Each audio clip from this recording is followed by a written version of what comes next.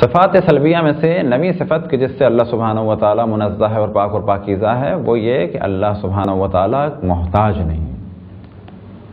محتاج ہونا علامت ہے ممکن الوجود کی، اور اللہ سبحانہ و تعالیٰ واجب الوجود ہے، وہ ہمیشہ سے تھا اور ہمیشہ رہے گا، کسی کا محتاج نہیں، نہ ذات میں اپنی، نہ صفات میں، اور نہ ہی افعال میں۔ اب یہ اور بات ہے کہ بعض کاموں کو انجام دینے کے لیے اللہ سبحانہ و تعالیٰ بعض مخلوقات کو استعمال کرے، وہ مشیت خدا یہ ہے، کیونکہ اللہ سبحانہ و تعالیٰ نے نظام یہ بنایا ہے کہ یہ سارے کام کسی نہ کسی سبب سے انجام دینے ہیں۔ انشاءاللہ اس جانب توجہ دی جائے گی جب توحید کی خصوصیات کو بیان کیا جائے گا اور اقسام توحید کو بیان کیا جائے گا۔ مشہور اقسام توحید: توحید فی الذات، توحید فی الصفات، توحید فی الافعال و توحید فی العبادت۔ لہذا کچھ اور اقسام بھی انہیں بیان کیا جائے گا، توحید فی الخلق، تو وہاں پر اور توحید فی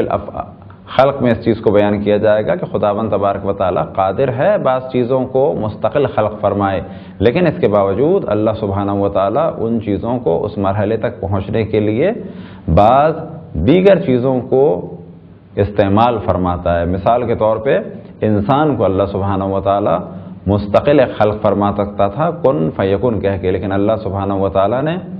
ماں کے پیٹ میں انسان کو رکھا، ایک خاص مدت تک رکھا، اور اس دوران اللہ کی بنائی ہوئی دیگر چیزوں کو اللہ سبحانہ و تعالیٰ نے اس بچے کی رشد و نمو کے لیے استعمال کیا۔ مثال کے طور پہ کھانا یا پینا، یا اسی طرح زندہ رہنے کے لیے آکسیجن، یہ ساری چیزیں اللہ نے اس بچے کی حیات کے لیے لازم قرار دی، لیکن در حقیقت ان چیزوں کا خالق اور مالک بھی اللہ سبحانہ و تعالیٰ ہی ہے۔ لہذا خلقت میں اگر واسطوں کے ہم قائل ہوں، جیسے بچے کی خلقت میں ماں اور باپ کا واسطہ، تو یہ شرک نہیں ہے بلکہ یہ عین توحید ہے۔ اللہ سبحانہ و تعالیٰ کی سنت اور سیرت یہی